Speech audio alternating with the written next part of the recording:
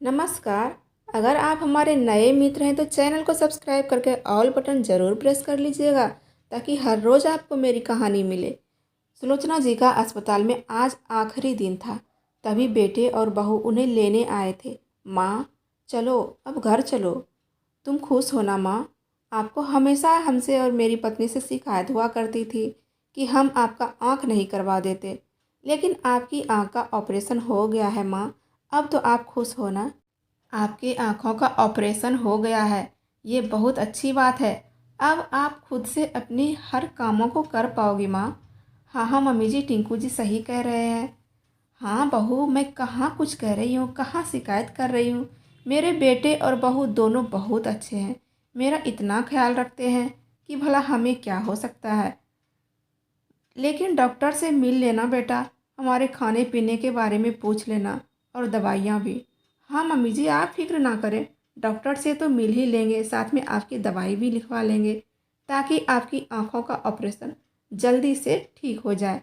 सुलोचना जी यह सोचकर खुशी हुए जा रही थी कि अब तो उनकी आंखों का ऑपरेशन हो गया, उन्हें अब किसी भी चीज़ की कोई तकलीफ़ नहीं होगी। अब उनकी आंखों का रोशनी भी बढ़ जाएगा, काफ़ी अच्छा हो जाएगा। लेकिन जब उनका बेटा टिंकू डॉक्टर से मिलने गया तो डॉक्टर कहते हैं, देखिए आँखों का ऑपरेशन तो हो गया उनका, लेकिन अभी भी उन्हें 2 महीने रेस्ट करना होगा क्योंकि उनके आँखों का केस बहुत ही गंभीर था। एक काला चश्मा दे रहे हैं, उनके आँखों को आराम देगा, उन्हें पहन कर रखना है। और हाँ, याद रहे, सुलोचना जी को किसी भी चीज़ की कोई तकलीफ़ या टेंशन नहीं होना चाहिए, नहीं तो उनकी आँखों की रोशनी पर बहुत ही बुरा असर पड़ सकता है।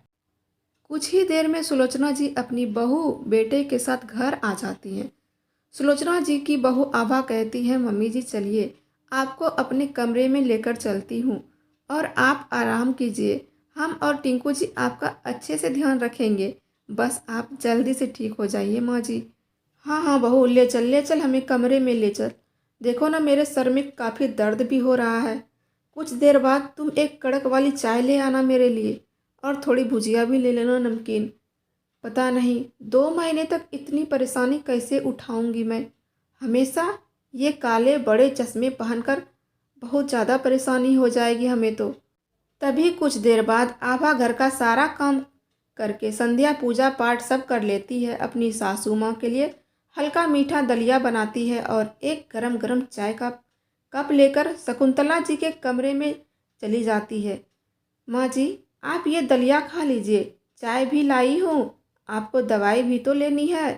आइए माँ जी, आपका पाँव दबा देती हूँ। अभी गर्मी का मौसम है ना, तो ठंडा तेल मालिश कर देती हूँ, आपको आराम मिल जाएगा। बहू, लगा दे, दोनों पैरों में तेल लगा दे। बड़ी बेचैनी हो रही है हमें तो। पता नहीं, जब तक मैं बाहर लोगों से बात ना कर लूँ मुझे तो चैन ही नहीं मिलता। दूसरे दिन सुबह होते ही शकुंतला जी से रहा नहीं जाता है। सुबह सुबह आभा बहू किचन में खाना बना रही थी और उधर उनकी सासू माँ अपने कमरे से निकलकर पड़ोस की औरतों के साथ बातें करने में लग गई।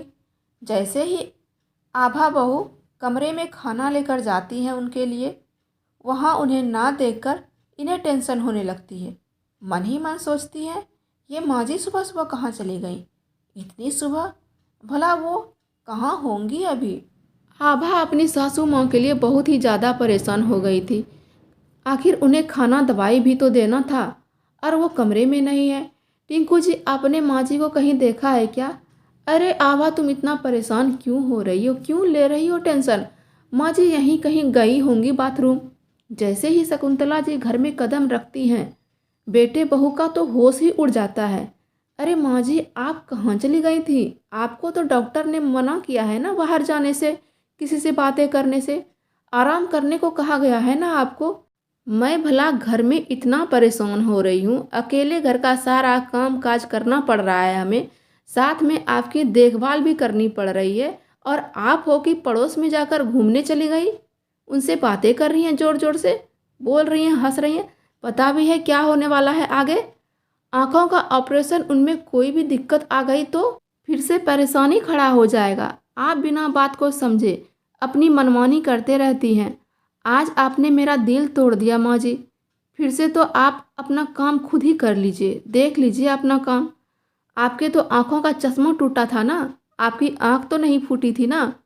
हमें लगा चलो डॉक्टर ऑपरेशन कह रहे हैं तो करवा देती हूँ, आपका आँख अच्छा हो जाएगा।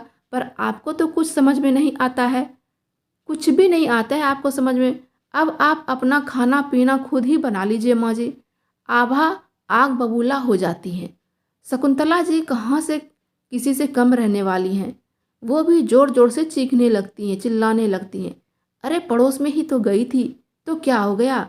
कौन सा हमने पहाड़ तोड़ लिया? हमें आदत नहीं है एक जगह बैठकर रहने की। और एक बात बहू, तुम कान खोलकर सुन लो, मेरे ऊपर इतनी पाबंदी लगाने की कोई ज़रूरत नहीं है, मत लगाया करो। दोनों के बीच कहासुनी होने लगी। शकुंतला जी के आंखों में तेज दर्द होने लगा। तभी टिंकू कहता है, माँ आपको डॉक्टर ने मना किया था ना। जोर से चिल्लाने से अब आपकी आंखों में इतना तेज दर्द होने लगा है। दोबारा से परेशानी खड़ी हो गई ना, आप समझते क्यों नहीं? चलिए मैं आपको डॉक्टर के पास ले चलता हूँ। जब शकुंतला जी का चेकअप हुआ तो डॉक्टर कहते हैं, देखिए मरीज की परेशानी बढ़ गई है। हम तो पहले ही आप सबको बता दिए थे कि ना तो टेंशन लेना है, ना ही जोर से चीखना चिल्लाना है, लेकिन ज़रूर इन्होंने कुछ उल्टी सीधी हरकत की होगी, तभी तो इनकी परेशानी खड़ी हो गई। अगर शकुंतला जी आपका यही रवैया रहा तो आपको बहुत ही ज़्यादा लंबा दिन रहना पड़ सकता है हॉस्पिटल में। अब इन्हें कुछ दिन और अस्पताल में रहने दीजिए, ठीक है ना। शकुंतला जी और भी दुखी हो जाती हैं। दर्द के मारे उनका जान निकला जा रहा था। तभी टिंकू अपनी माँ को कहते हैं, माँ अब तो जो हो गया सो हो गया, अब आगे से आप अपना ध्यान रखिए। आप अपनी बहू का कहना क्यों नहीं मानती हैं? आखिर वो आपकी कोई दुश्मन नहीं है, आपकी बहू है, आपका भला ही चाहती है। तभी शकुंतला जी को अपनी गलती का एहसास हो जाता है और कहती है, बेटा तुम सही कह रहे हो, हमें माफ़ कर दो। और बहू को भी कहना हमें माफ़ कर दे, आगे से मैं ऐसी गलती नहीं करूँगी, बस वो हमें माफ़ कर दे। तो दोस्तों, अगर शकुंतला जी ने अपनी जिद नहीं की होती तो दोबारा से उनको ये परेशानी नहीं होता। भलाई इसी बात में था कि वो अपने परिवार, अपनी बहू और अपने बेटे का कहना मान लेती, लेकिन नहीं, जब उम्र हो जाता है तो वो अपने जिद पर अड़ जाती हैं, जो कि परिवार में समस्या खड़ा कर देता है। तो बस ये थी आज की कहानी दोस्तों। आपको कैसी लगी कमेंट में ज़रूर बताइएगा। हर हर महादेव, धन्यवाद।